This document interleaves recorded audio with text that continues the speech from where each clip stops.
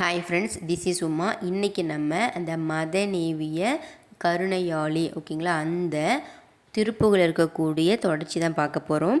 நேற்று நான் பார்த்திங்கன்னா இரு வினையால் அப்படிங்கிற அந்த ஒரு வார்த்தைக்கு உண்டான விளக்கம் நான் ஷார்ட்டாக கொடுத்துருப்பேன். அதோட விளக்கம் முழு விளக்கம் இன்றைக்கி நான் தரேன்னு சொல்லியிருந்தேன். ஸோ அதோட கண்டினியூ தான் பார்க்க போகிறோம்.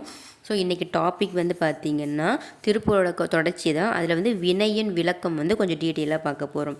ஃபஸ்ட்டு பார்த்திங்கன்னா வினைன்னு நான் ஆல்ரெடி சொல்லிட்டேன் நேற்றே. வினைனா 2 வினை இருக்குது, நல்வினை தீவினை. அது நல்வினை எப்படி வரும், தீவினை என்ன வரும், அதெல்லாம் நான் சொல்லிட்டேன். இப்போ என்ன சொல்கிறோம் அப்படின்னா உயிர்கள் பற்றி பார்க்க போகிறோம். இப்போ உயிர் அப்படிங்கிறது முக்கியம். எதுக்கு வினை பற்றி பேசும்போது இந்த இடத்துல உயிரை பற்றி பேசுகிறேன் அப்படின்னா, நம்ம ஒரு உயிர் கொண்டு ஒரு மனித உடம்பை நம்ம இந்த உலகத்தில் பிறக்கும் பொழுது நமக்கு வினை ஸ்டார்ட் ஆகுது. சரிங்களா? அதனால தான் உயிர்களை பற்றி நான் பேசுகிறேன். இந்த இடத்துல உயிர்களை பார்த்திங்கன்னா ஒரு சித்து பொருள் தானே அப்படின்னு சொல்லி ஒரு கேள்வி நம்ம வைக்கிறோம். அதுக்கு சிறந்த ஒரு பதில் என்ன அப்படின்னா, உயிர்கள் பார்த்திங்கன்னா வினைகளை எடுத்து நுகருமா அப்படின்னு கேட்டால் ஒரு கேள்வி. அதனால தான் வினைகளை ஊட்டுவதற்கு இறைவன் எதற்கு அப்படின்னு ஒரு கேள்வி இருக்குது.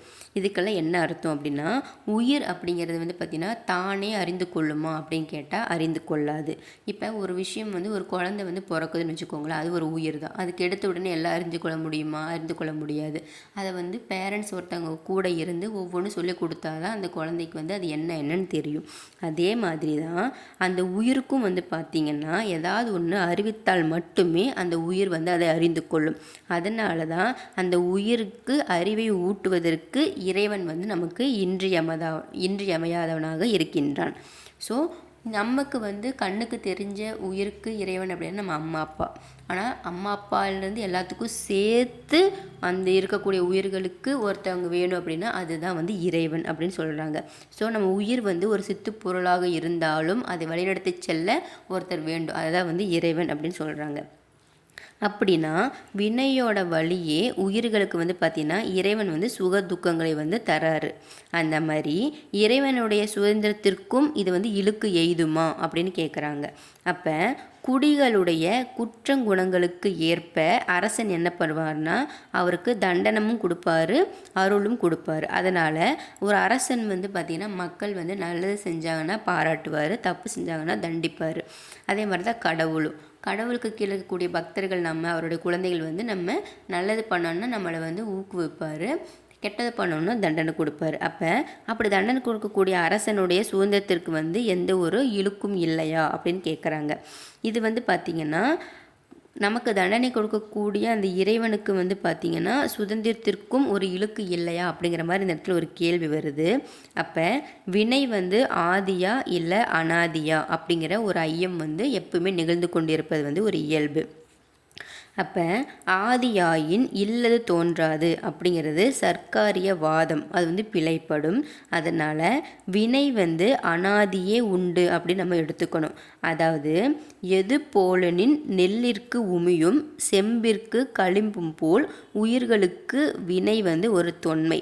ஒரு நெல்லிற்கு உமி எவ்வளவு இன்றியமையாததோ, ஒரு செம்பிற்கு களிம்பு எவ்வளவு இன்றியமையாததோ, அதே போல் உலகில் உள்ள உயிருள்ள ஆன்மாக்களுக்கு வினை அப்படிங்கிறது ஒரு தொன்மையானது அப்படின்னு சொல்கிறாங்க. அதாவது இந்த இரு வினை பார்த்திங்கன்னா காரியமான இன்பத் துன்பம், இந்த இன்பத் துன்பம் ரெண்டுமே கலந்ததை பார்த்திங்கன்னா வினைன்னு சொல்கிறாங்க. அதுபோக இந்த வினைக்கு பார்த்திங்கன்னா மொத்தம் 3 விதமான உருவங்களும் இருக்கின்றது அப்படின்னு சொல்கிறாங்க. என்னங்க வினைனா உருவங்கள் இருக்கா அப்படின்னு நினைக்கிறீங்களா? இப்போ அது என்னென்ன உருவங்கள் அப்படின்னு நான் சொல்கிறேன் பாருங்கள். வினை பார்த்திங்கன்னா மொத்தம் ஆகாமியம், சஞ்சிதம், பிராரத்தம் அப்படின்னு சொல்லி வினைக்கு 3 உருவங்கள் இருக்கின்றது.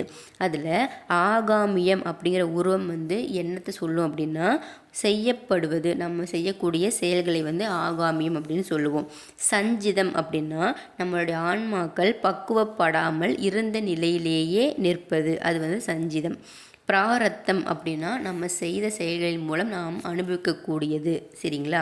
இனி பிராரத்தம், ஆதி தெய்வீகம், ஆதி ஆன்மீகம், ஆதி பௌதிகம் அப்படிங்கிற இந்த 3 வழியாக வரும் அப்படின்னு சொல்கிறாங்க. அப்போ ஆதி தெய்வீகம் அப்படின்னா என்னென்னா தெய்வத்தால் நமக்கு வரக்கூடிய இன்பத் துன்பங்களை சொல்கிறது ஆதி தெய்வீகம். இறைவனால் நமக்கு எப்படிங்க இன்பத் துன்பங்கள் வரும் அப்படின்னா என்ன மீனிங்னா, இப்போ கர்ப்பம் தரிப்பாங்கள்ல அது சரிங்களா, அந்த கருவில் வந்து சேர்வது, அதுக்கப்புறம் பிறக்கும்போது நமக்கு ஏற்படக்கூடிய சில இடர்கள், அதுக்கப்புறமா நமக்கு வயசாகும்போது அந்த நரை திரை மூப்பு இதெல்லாம் வந்து பார்த்திங்கன்னா தெய்வத்தால் வரக்கூடிய இன்பத் துன்பங்கள். அது போக நரகத்தில் ஆழ்தல், உலகை வந்து அரசு புரிதல், இதெல்லாம் வந்து பார்த்திங்கன்னா இன்பம் துன்பம் ரெண்டுமே கலந்தது தான். இதெல்லாம் வந்து பார்த்திங்கன்னா தெய்வத்தால் வரக்கூடிய இன்பத் துன்பங்கள். அதனால் இதை வந்து ஆதிதெய்வீகம் அப்படின்னு சொல்கிறாங்க. அடுத்தது தன்னாலும் நம்மளாலும் சரி மற்றவர்களாலும் சரி நமக்கு வரக்கூடிய இன்பத் துன்பங்கள்னு ஒன்று இருக்குது. அதை வந்து ஆதியான்மிகம் அப்படின்னு சொல்லுவாங்க.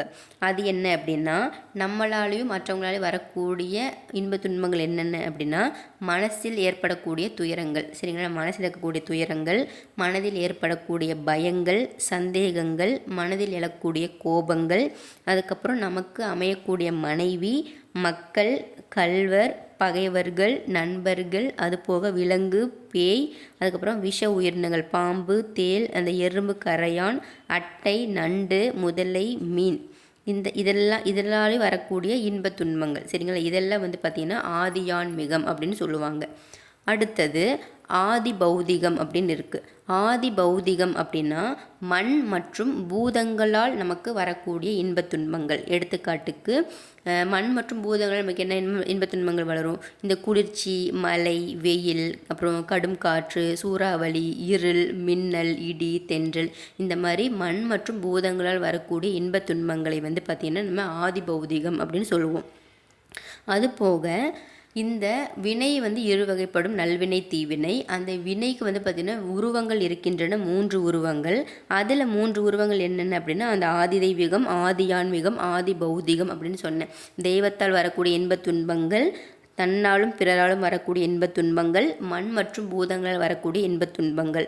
ஸோ இந்த 3மே சரிங்களா, வினைக்கு இருக்கக்கூடிய உருவங்கள், எதனால் என்னென்ன பிரச்சனை வரும் அப்படின்னு சொல்லியிருக்கேன்.